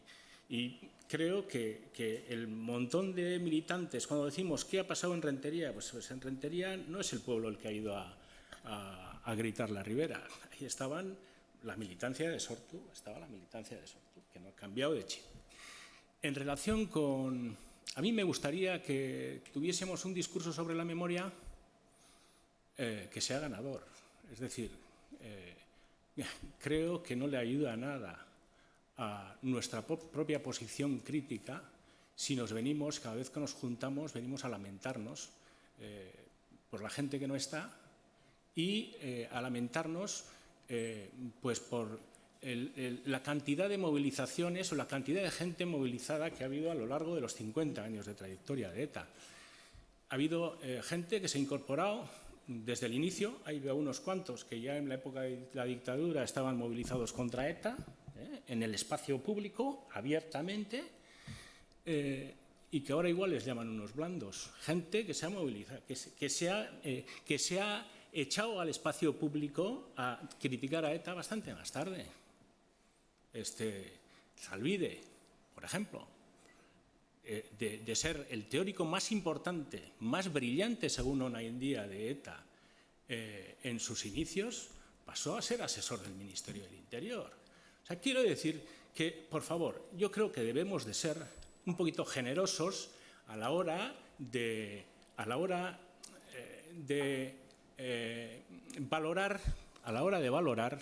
la reacción de la sociedad vasca, porque además sabemos de casos concretos, podemos contar casos que tenemos cerca, que conocemos directamente, etcétera, pero todos esos casos nos sirven para tildar la reacción de la sociedad vasca en general. Aquí la reacción de la sociedad vasca no son solo las manifestaciones.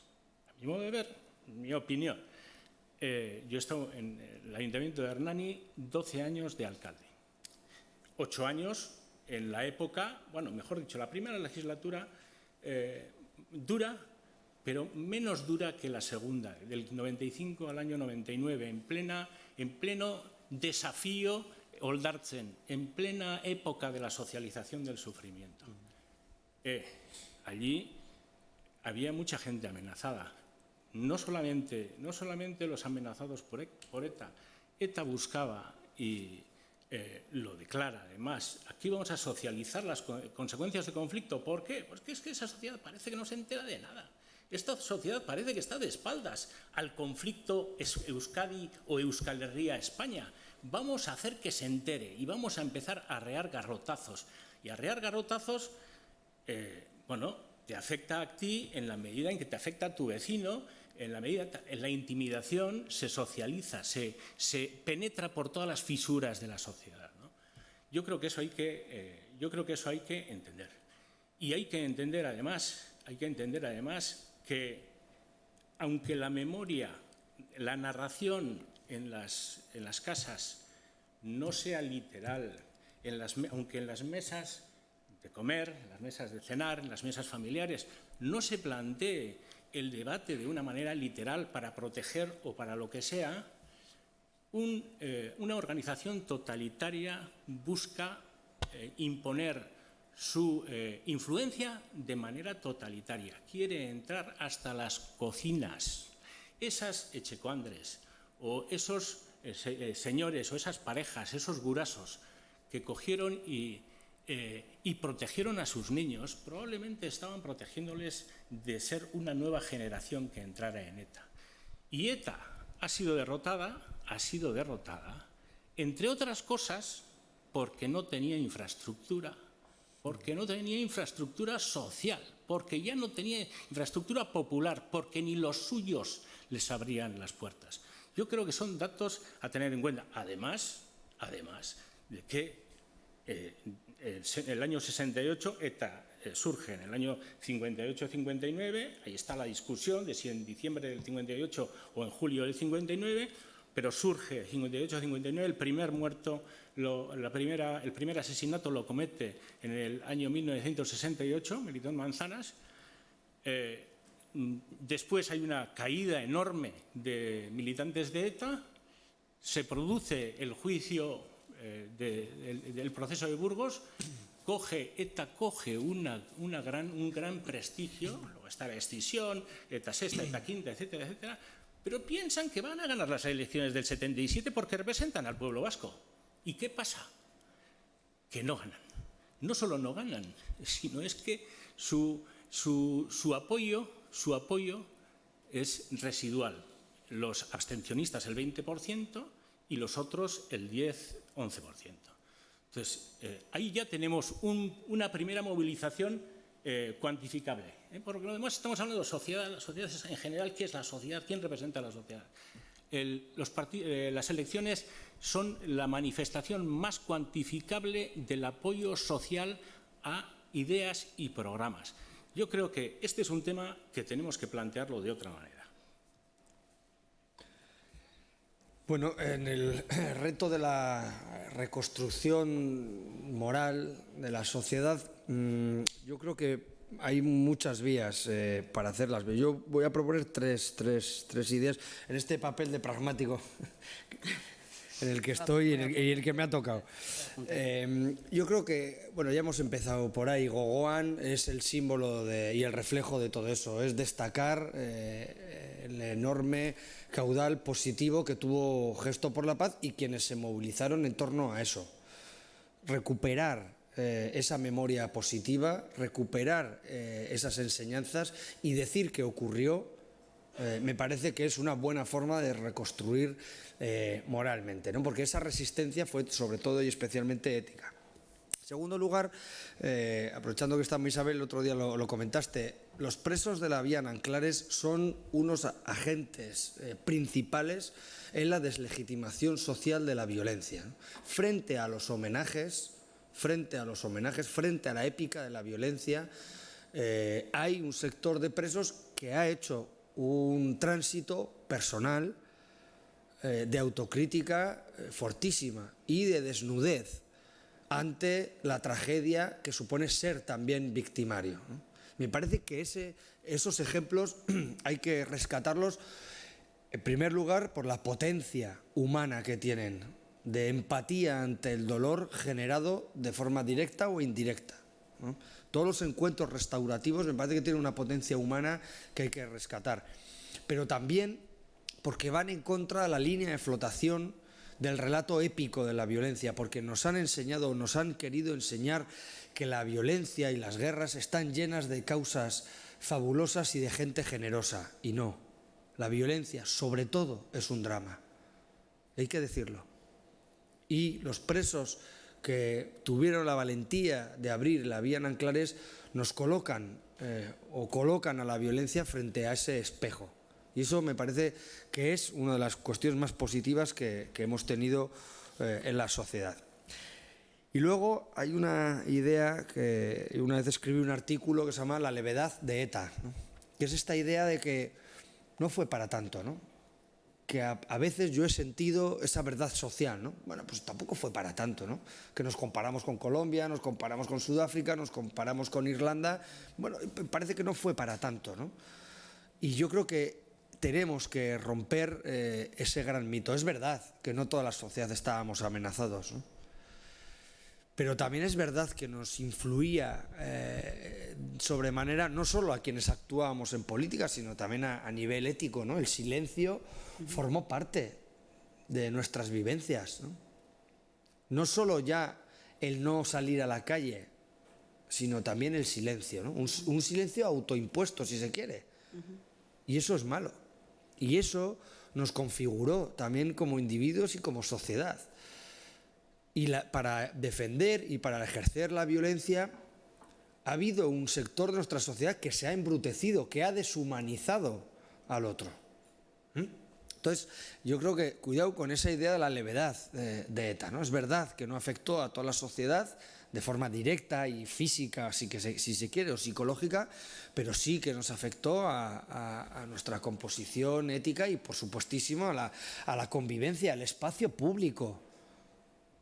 El espacio público fue impuesto. No todos teníamos derecho de colgar una pancarta en el casco viejo de nuestras ciudades.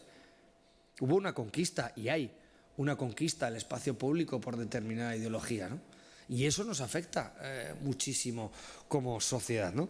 Entonces, frente a la levedad de ETA, sí que creo que es importante transmitir que detrás de los atentados también hay microhistorias, y yo últimamente estoy preocupado sobre esto, ¿no? Sobre qué hubo detrás de los atentados, ¿no? Por ejemplo, cuando mataron a José Luis López de la Calle, alguien hizo una pintada en la casa de la viuda de López de la Calle en el que ponía "la calle jódete". No solo hubo grandes atentados, también hubo ese tipo de cosas, ¿no? La madre de Iñaki García Arrizabalaga, cuando matan a su padre, responsable de Telefónica en Donosti, los junta en una mesa y les pregunta a sus hijos: ¿a dónde queréis que nos vayamos? A Inara Carrasco, alguien en fiestas del pueblo de Mondragón, se le acerca y le dice "Gora ETA", y le susurra "Gora ETA", ¿no?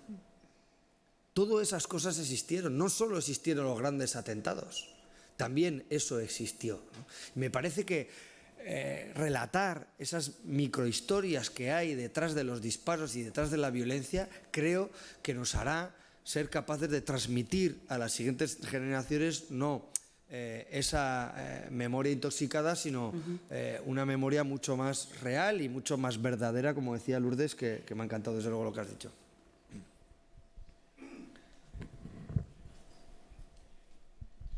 Buenas tardes. Reconozco que soy bastante escéptico hacia el concepto relato. Es decir, a mí el concepto relato me sugiere una actitud crítica, porque detrás del concepto relato uno intenta ocultar algo que, como decía Lourdes, es mucho más importante, y es la verdad. Y en esa búsqueda de la verdad, de todo lo que, por desgracia, hemos padecido en este país, ¿no? Y como también apuntaba correctamente bajo mi punto de vista Lourdes, habrá un colectivo de ciudadanos que sean irrecuperables a la búsqueda de la verdad. Y lo tengo que decir honradamente, la actual dirección de Sortu se encuentra escéptica, sino contraria a la búsqueda de la verdad. Y para ello construye un relato que tiene algo que ver por paz por presos. Esto es, que siendo refractarios, como bajo mi punto de vista lo son, en la búsqueda de la verdad, ellos construyen, posiblemente para vanagloriar, para justificar al gran colectivo de personas que aún justifica la violencia, que es posible que podamos buscar un justificante, una justificación histórica a la misma, introduciendo en el debate que pudo ser así, pero ¿qué pasa con nuestros presos? Nosotros, Izquierda Abertzale, haremos un relato de consumo interno que satisfaga a su colectividad, introduciendo, como digo, vamos a sanar las heridas, ofreciendo a nuestros presos una pronta salida, una pronta reinserción, un final exitoso hacia algo que nosotros somos completamente remisos a reconocer que así fue. No, yo no era con la intervención, era con algo que ha planteado antes José sobre la generosidad. Yo lo veo de una manera un poco distinta. Es que lo que pasó fue terrible y echas la mirada atrás y dices, pero ¿cómo demonios pudimos aguantar tanto? Y lógicamente había miedo, pero el problema es que no hablamos del miedo. Porque, claro, admitir que los nuestros nos daban miedo es otro de los tabúes que quedan por derruir en esta sociedad. Y eso no se admite. Porque yo ese argumento, José, lo podría... Es decir, que ahora la gente que me diga, mira, yo me callé porque estaba asustada o asustado, porque veía, porque esto creo que lo escribió Eduardo Galeano. Cuando sabes y cuando ves, ya no puedes dejar de ver y dejar de saber. Y el terror no es terror si no se exhibe. Y el nuestro se ha exhibido, digamos, con frenesí. Claro, todos veíamos lo que estaba pasando y todos sabíamos lo que nos podía pasar, pero el problema es que ni siquiera ahora admitimos que eso ha pasado. Nos callamos antes y nos callamos ahora.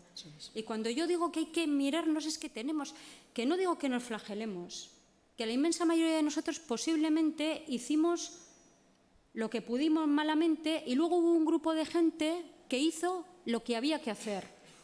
Pero yo me sentiría más conforme con esta sociedad si viera más homenajes a los justos y a los lúcidos que a los verdugos. Y por desgracia, me parece que la balanza sigue estando bastante descompensada. A eso me refiero cuando hago la crítica a dónde estuvimos. Bueno, aclarado. Gracias. Tenemos 2 palabras pedidas y aún tenemos bastante tiempo, pero menos que al principio. Entonces, me gustaría que quien tenga intención de intervenir, si hay alguien que todavía no ha levantado la mano, nos lo dijera para así ir acotando. Bueno, sí. De momento hay 2 palabras pedidas. Primero agradeceros a los 3 ponentes. Los 3 muy bien. Mi preocupación, pues sobre el futuro, ¿no? No sé si habéis visto un Twitter que ha mandado la presidenta del Bizkai Buru Batzar con motivo del Alderdi Eguna, donde aparecen los romanos pegándose con los asteris y sus seguidores, ¿no? Con los galos. Los galos. Lógicamente, el que más golpes pega es el presidente del Euskadi Buru Batzar, que está ahí, y orgullo es asteris. Me ha dado mucha pena y me ha causado mucho dolor, porque yo ya sé, y aquí José Antonio eres testigo, lo que el nacionalismo, el PNV, ha vivido en los pueblos pequeños. Y en los grandes también, pero los pueblos pequeños han tenido persecución. A nosotros nos mataban, pero es cierto que a los nacionalistas los han machacado también, ¿no? Con todo lo que ha habido, con todo lo que estáis contando vosotros, con todo lo que hemos vivido, porque es que coincido en muchas de las reflexiones que habéis hecho. Cuando teníamos 18 años en la transición, en las cuadrillas debatíamos entrar en ETA o no. Y sabíamos que había una mayoría social que criticaba la violencia. Y aquí, por cierto, a favor en aquel momento de muchos curas, con lo fácil que se critica a la Iglesia, muchos curas en aquella época nos hablaban de Gandhi, de Luther King y esta noche la libertad, y nos hacían ver de que cuidado con la violencia cuando teníamos amigos que entraban en ETA. Entonces, que el PNV todavía haga esta lectura tan simplista de nuestra realidad de romanos y a ver, es terrible, ¿no? Porque efectivamente yo he dado clase de historia hasta hace 3 meses en segundo bachillerato y me tocaba explicar la historia contemporánea del País Vasco, ¿no? Entonces veías que cuando les hablabas de nuestra historia reciente, el desconocimiento era total en nuestros jóvenes que iban a la universidad, ¿no? En casa no había relato, nadie les había contado. Yo les decía a los abuelos, bueno, los abuelos ya habían muerto, pero en un tiempo les decía, preguntarles a los abuelos cómo vivieron la República, la Guerra Civil, ¿no? Yo les decía, preguntarles a vuestros padres cómo vivieron, cómo han vivido los 40 años o 50 años de ETA. Y en la mayoría de los casos en casa no se hablaba del tema. ¿Por qué? Pues habrá muchas razones, seguramente. Una sociedad muy cómoda, con una gran calidad de vida, donde nos íbamos a esquiar, donde nos íbamos de vacaciones, y hablar lógicamente de que al vecino le estaban amenazando, pues era doloroso, y entonces preferíamos mirar al otro lado. Seguramente los alemanes en la época de Hitler muchos harían lo mismo también, ¿no? ¿Éramos los vascos mejores o peores? Pues no, fue lo que nos tocó vivir, ¿no? Pero bueno, sí me preocupa que el testimonio de lo que hemos vivido nosotros, lo que ha sido la violencia de persecución y cómo nos han machacado, tiene que quedar eso recogido en algún sitio, porque los historiadores dentro de 40, 50 años, cuando lo vean los acontecimientos con una perspectiva histórica, pues lógicamente tendrán que acudir a las fuentes, y en esas fuentes va a ser muy importante el testimonio, igual que cuando se ha hecho la historia de la Guerra Civil de la República, se ha ido a los testimonios de la gente que escribía los años de la República, ¿no? Pero, y termino ahora, yo en todos he convivido en un grupo del Bizikidetza y entonces me ponían de referencia un libro que se había escrito en Azpeitia sobre lo último pasado, ¿no? Entonces, víctimas de la persecución, Manoli Uranga, pero nadie nos cuenta Manoli Uranga en qué condiciones ha estado viviendo durante 20 y tantos años, cuántas veces le han tirado cócteles Molotov a su casa, con cuántos guardaespaldas, con cuánta... Manoli Uranga, una antigua militante comunista que tuvo la valentía de ir en la lista del Partido Socialista, ¿no? Eso es lo que a mí me preocupa, que toda esa historia no aparezca recogida. Eskerrik asko, gracias. Creo que voy a dar paso a la otra pregunta y así luego tranquilamente. ¿Hay alguien más? Ya está. No más. Sí, yo creo que además va un poco en la misma línea.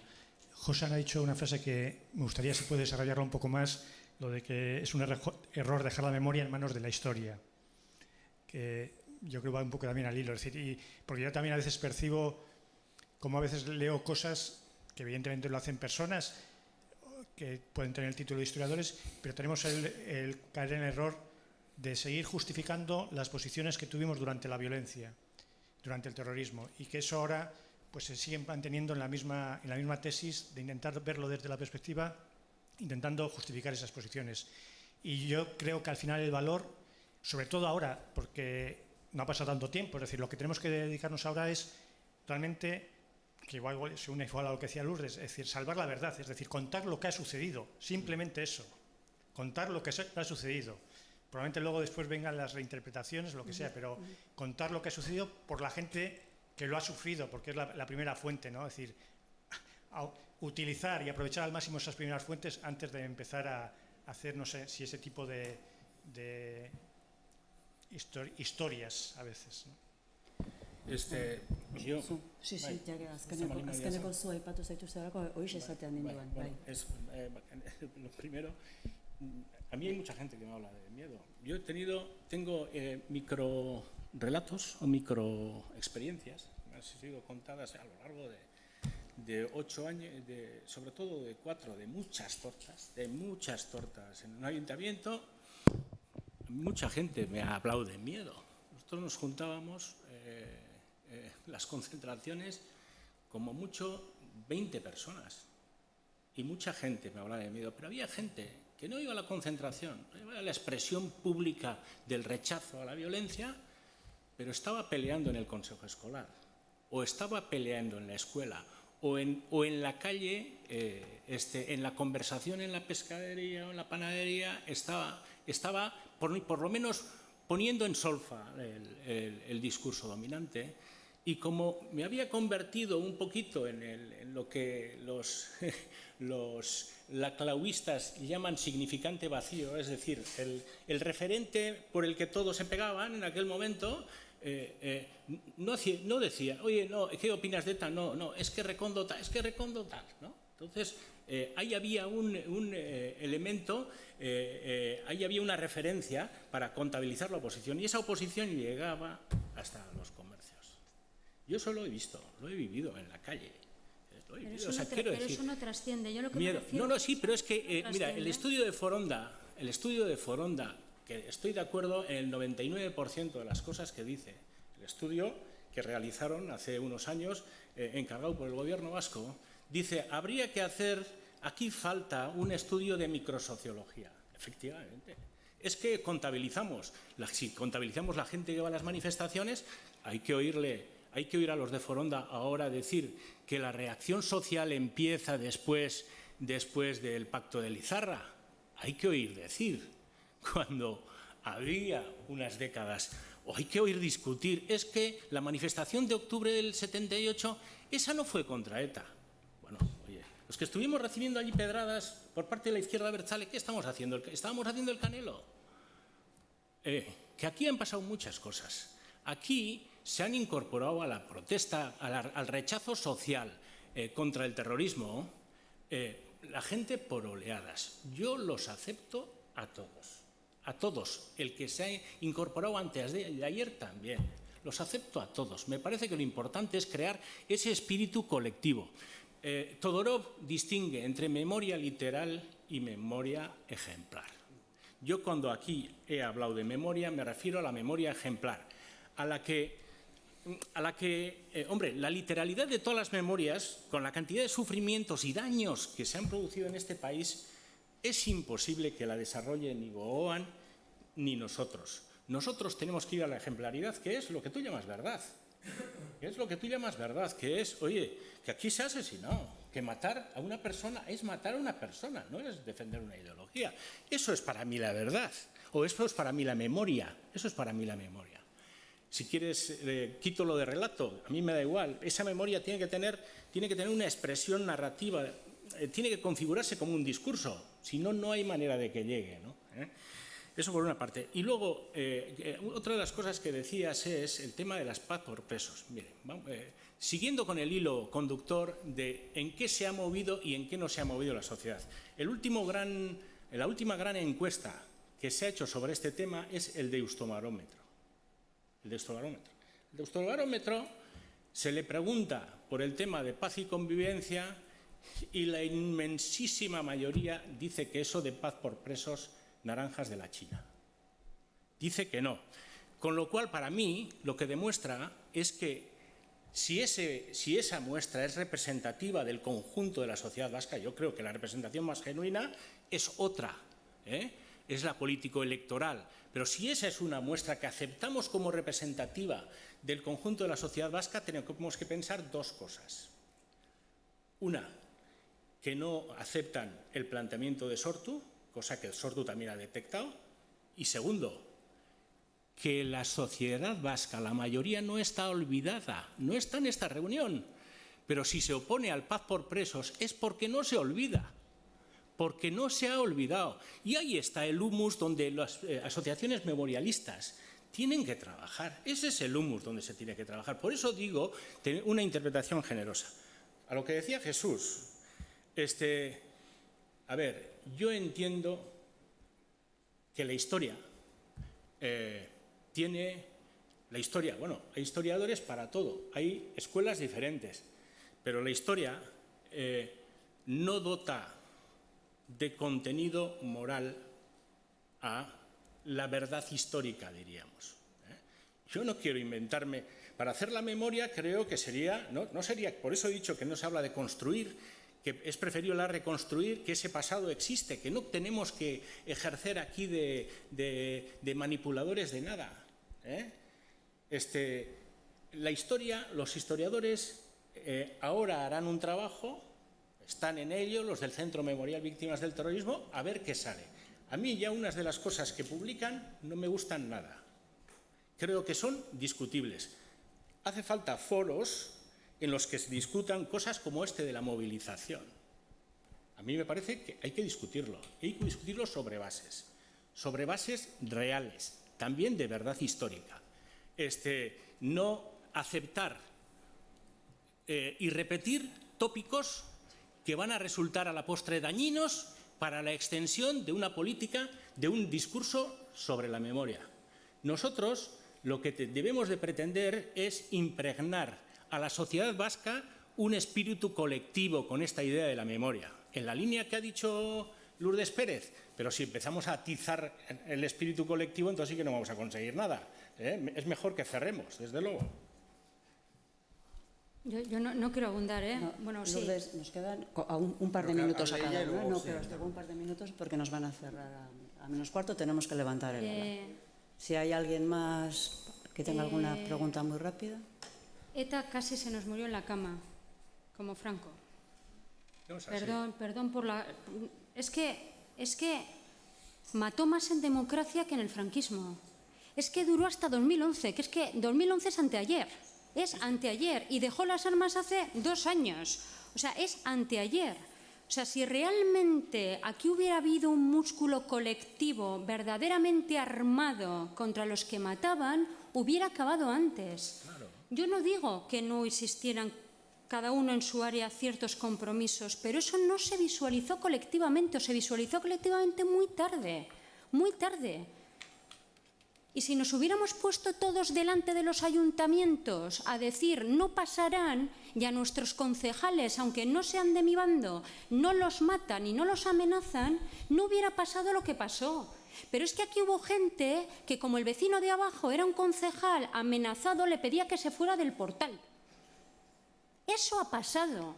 Y yo insisto, no digo que nos flagelemos, que no, que además he dicho que yo me conformo con vivir con lo que tenemos, que comparado con lo que teníamos, si basta con que no nos peguemos, que básicamente la convivencia es eso, es la conllevancia, en cualquier orden de la vida. Pero hombre, no contemos lo que no es. Yo no he dicho eso, No, que no lo digo por ti, que no lo digo por ti. Digo que no nos digamos a nosotros mismos las cosas que no hicimos, porque es que ETA, insisto, acabó anteayer. Voy a dar paso a esto y luego... Sí, buenas tardes. Yo creo que estos temas nos darían para horas, días y algo más, ¿no? Bueno, aquí se ha hablado de la responsabilidad. Parece que todos somos responsables. Pues cada uno de nosotros tenemos nuestra propia responsabilidad. Unos más, otros menos. El que más arriba haya estado tendrá sus responsabilidades. También se comenta de que ETA nació del franquismo, del 36. Bueno, en Badajoz, en 2 días asesinaron a 4.000. Ahí no hubo ETA. 4.000 en 2 días. Algo es algo. También, cuando había un asesinado aquí, en los plenos de los ayuntamientos, ocurrían cosas. De eso tampoco se habla. Ahí había personas, no estaba ETA, había personas con nombres y apellidos que representaban a algunos partidos que actuaron como actuaron. Y eso también tiene que estar ahí. Para que no nos olvidemos de lo que hemos hecho cada uno en nuestro momento. También se ha comentado que ETA fue un error. No fue un error, fue algo calculado. Por algunos a los que hoy en día se pueden estar paseando por la Concha o se van de vacaciones a Salou o un poquito más lejos a alguna isla del Pacífico, ¿no? Como alguna por ahí. También se habla del bloqueo de Madrid. Aquí lo que sí tenemos es un bloqueo sobre el relato, la historia de ETA. Ahí hay un relato. ¿Por qué? Es facilísimo. No queremos que los demás cuenten, no queremos que los demás se acuerden de lo que hemos hecho. No queremos que nos recuerden aquello por lo que hemos dicho, hecho o padecido. El cálculo de estrategia también se ha hablado de ETA, el cálculo de estrategia.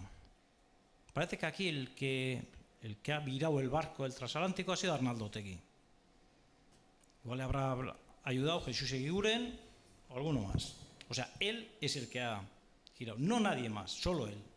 La gente que ha estado aquí, los empresarios que han sido asesinados, extorsionados y que han mantenido aquí la empresa. Eso es nada. Ni los agentes de la Guardia Civil ni la Policía Nacional, nada. Esos no cuentan. Reconocimiento a los asesinados, ¿no? Que está muy el tema de Rentería. Bueno, es muy fácil decir reconocimiento.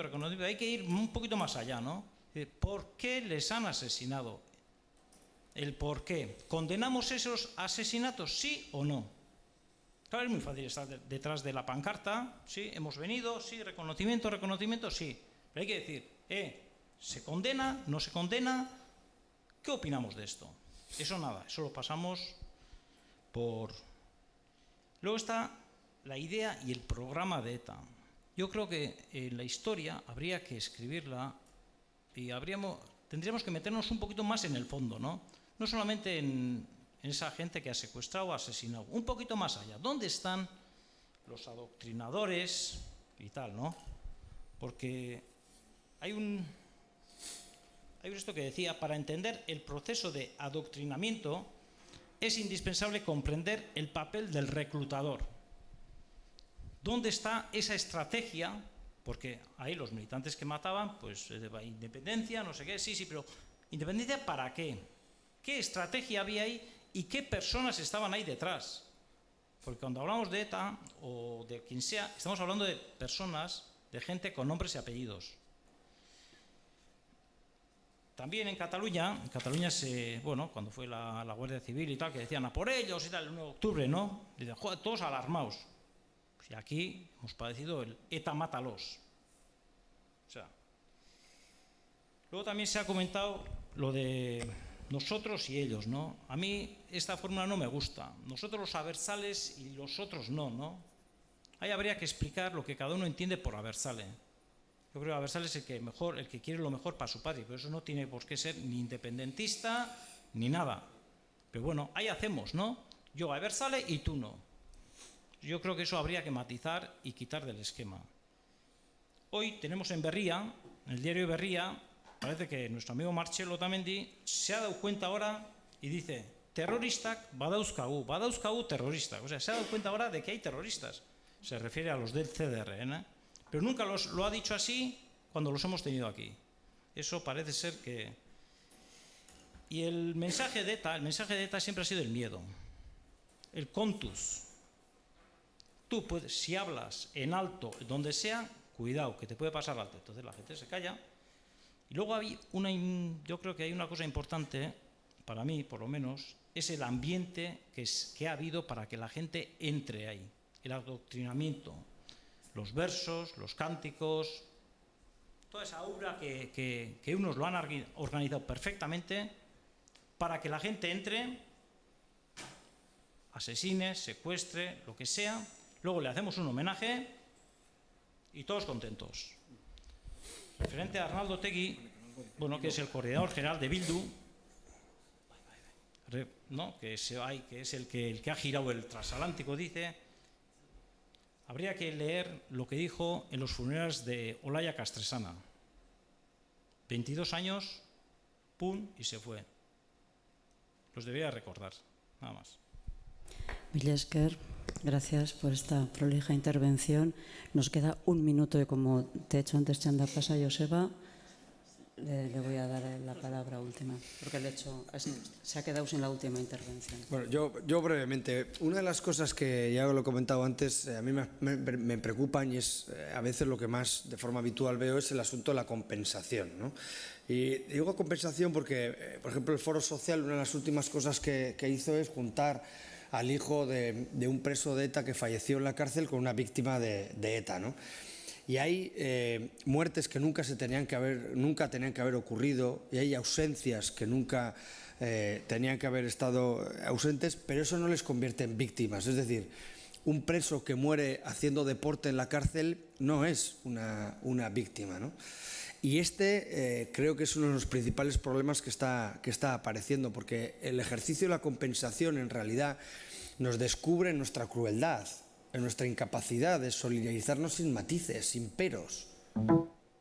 Entonces, yo creo que esta idea de que hay muertes que nunca tenían que haber ocurrido, pero que eso no les convierte en víctimas, me parece que es fundamental. Y hay que deconstruir un andamiaje conceptual, político y social. Y para eso, entre otras cosas, para eso se ha puesto en marcha Gogoa, ¿no? Yo creo que uno de los grandes retos que tenemos también que es una idea que está apareciendo todo el rato, decía Ortega y Gasset, otro espíritu de época. Soy navarro y no sé si alguien me va a decir algo por hablar de ese tuit del PNV, ¿no? Pero fijaros, ahí no hay otro espíritu de época y lo he analizado.